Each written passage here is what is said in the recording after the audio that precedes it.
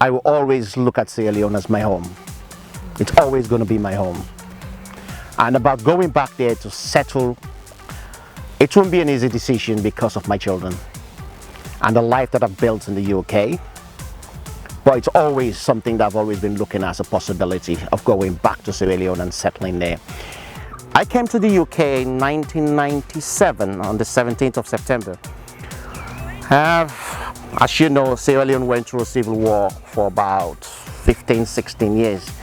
And unfortunately, I had to leave and travel all the way down to the UK. I left my family over there and come to the unknown. When I left Sierra Leone, I came here with the intention of coming to seek asylum.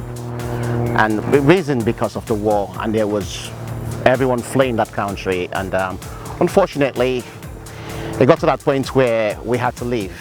There was a civil war in Sierra Leone. Up to now, no one knows exactly what caused the problem. But a lot of people were saying that because it was diamonds and there was quite a lot of problems with the way things were running. But I traveled through France, came off the plane, and the first thing that actually hit me was the cold weather. It was very cold. I mean, an African coming out of Africa and actually facing the first time that kind of cold in September was really, really not good. We got to the UK and there was quite a lot of people at the airport, everyone coming to seek asylum from different parts of the world. So it was quite a lot of us, so we ended up sleeping at the airport for about 4 days. During this journey, we end up having a deportation letter, which was not really good for us at that time because the government said that they don't believe our story. So they're not believing our story. We basically were given deportation letter. And on the day that we were getting deported, we actually left the house because we knew exactly what was happening in the country and we didn't want to go back there to get killed. I went and studied environmental health, I mean at a very late age. And one of the interesting things was going back into education. I wasn't really prepared for it. But I still went for it because I think it's something to do with us Africans, that we have to be educated to a certain level. And you cannot go back to Africa without having an education. I'll tell you a quick story about that as well. There was a man in Liverpool who was about 70 years and more. His name was Uncle Joe. Unfortunately, he passed away. That man was actually studying to be a lawyer at that age, at the age of 70. He was studying to be a lawyer. And we asked him the reason, why are you studying to be a lawyer? And he said to us, I left Sierra Leone years ago, and I left because I came to study.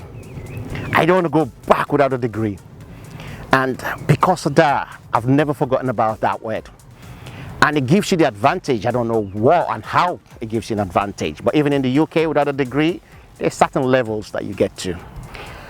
My life has changed as a migrant compared to when I was in Sierra Leone. In Sierra Leone, I can say I had a very lucky upbringing where everything was in place at every time. I didn't have to actually go out and look for anything. It was there. And my expectations were really that coming to Britain, it was going to be the same thing. I had to come to the UK and the first thing that I actually do was work.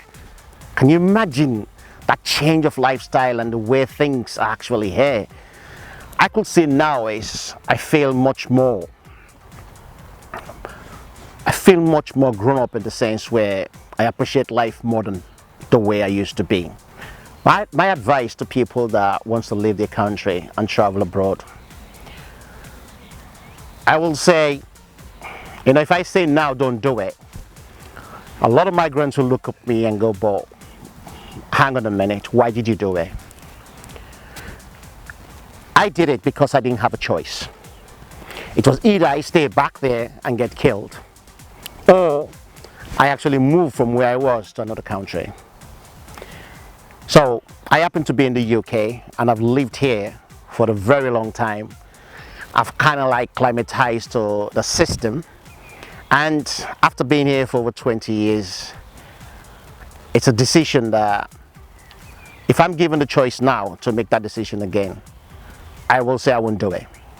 And over the years, after having a family life, after having kids and living a different life and seeing things the way things are different, I will say, if you have the opportunity in Africa to make a difference with yourself, it doesn't matter what country you are, to make a difference, where you're able to actually get up in the morning and earn some money and being able to plan yourself and do something that's going to change your life, get it done.